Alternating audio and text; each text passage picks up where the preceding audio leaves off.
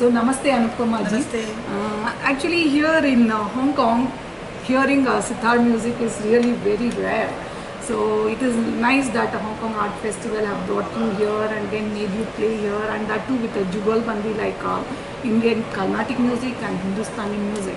So what do you feel playing for such an audience over here? It was very nice to be here.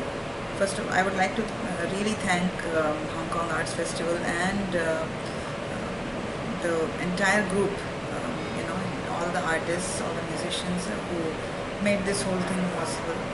And yesterday also I had this opportunity of listening to the all Carnatic Jayanti ji and Kumresh ji performing, and after that there was a question answer session. Yes. At that time I realized that actually there are a lot of audience who have heard or are into listening to Indian classical music, and which is a very surprising, at the same time very happy news that even in this part of globe we have Indian music spreading. And at that time there was one question which was actually regarding a sitar, and I met 3 people who said, are you going to be playing sitar tomorrow? We are going to be there. So I hope they were there in the audience. I could not meet them. Yeah. So there is a little bit of exposure. I think because maybe some 40-50 years ago Pandit Ravi Shankar had come here, and some other sitar players have come, and sitar being the most popular Indian classical instrument, it has definitely reached out, and we definitely want to thank all our legendary musicians, sitar players who have taken it, and we are all indebted to them, because only because of that we are being invited at this time. So we are very thankful and grateful to them. So it was great to be a part of this festival. Yeah.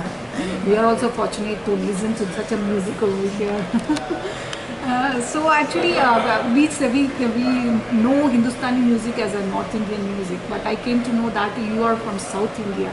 So what made you learn this Hindustani music actually?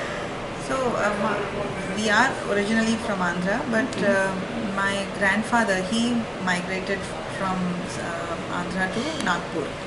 So that's how I'm second generation settled in the north. So my dad also, my entire family, my father's side, they all grew up in Nagpur, Bhilai area. So after the Bhilai steel plant was formed, they all moved here. So that's how I was, and even my grandmother used to play the veena, which was the Carnatic instrument, but then my father, my uncle, my aunt, they all learned the Hindustani style, the violin, sitar, everything. So after that it was given that I have to play the Hindustani only. So, and then fortunately being in Bhilai, I got the great fortune of learning from Pandit Bimlendu Mukherjee, who is the doyen of Imdad Khane Gharana, the style which we play, and a great teacher, and we can call Acharya, So I had the privilege of learning with him and staying in vicinity and in his what you call in his tutelage for about 22 years. So that was a very fortunate thing for me. But I see when you do the concert, people are from different regions actually. So how do you combine and make a group and then do a performance like this? Because I know that Kumresh ji and Jayanti ji are from Chennai, and you are from Bangalore, and the tabla. No, they are from Bangalore. But see, the whole idea in this is to collaborate, right? So, and the roots of Carnatic and Hindustani in ancient Vedic times were the same. So, and in fact, there is even a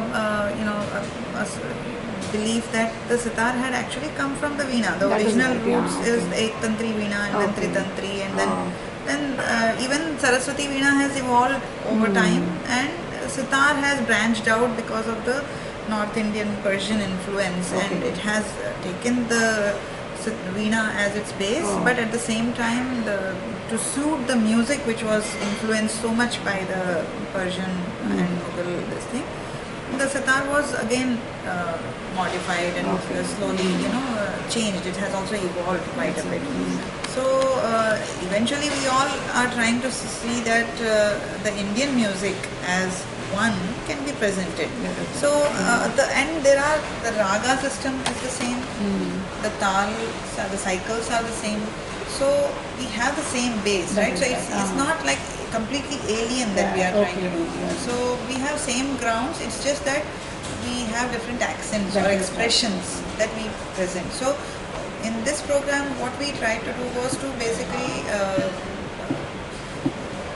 show the audience how the same thing, same rag, same melody could be expressed in two different ways, two different styles. It's like using the same ingredients, you are cooking two different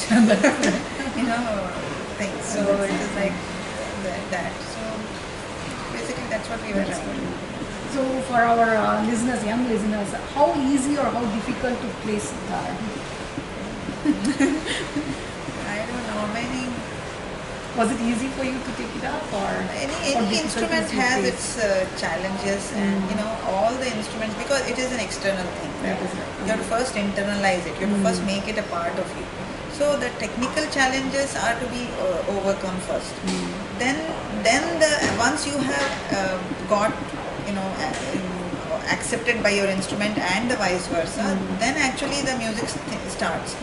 Until then, it is only trying to get control over your instrument. So it is good with any instrument, but yeah, being a stringed instrument, being a long-necked instrument, it has a little, maybe slight, what you call challenges more than say a Western instrument or keyboard or any other, which we don't have to really probably take control of. And being a very sensitive instrument, that makes it probably difficult, because it is purely made of gourd and wood, so all natural things, right? So whatever we are, even temperature changes or even little bit, so that instrument is very sensitive, so you have to be be able to control that. So that is the only difficulty. Otherwise, everything is a challenging Actually, we are producing a show here. It's called Indian Instrumental Dhamaka for radio. So we have introduced all various instruments here. So we would like to have your wishes for that, and then we will be proceeding with more instrumental, because we have variety of instruments in India, right? So we want to introduce to our generation, younger generation, and your listeners also. So we would like to have your wishes. Definitely. I wish it's a great program, where you are featuring Indian instruments. It is.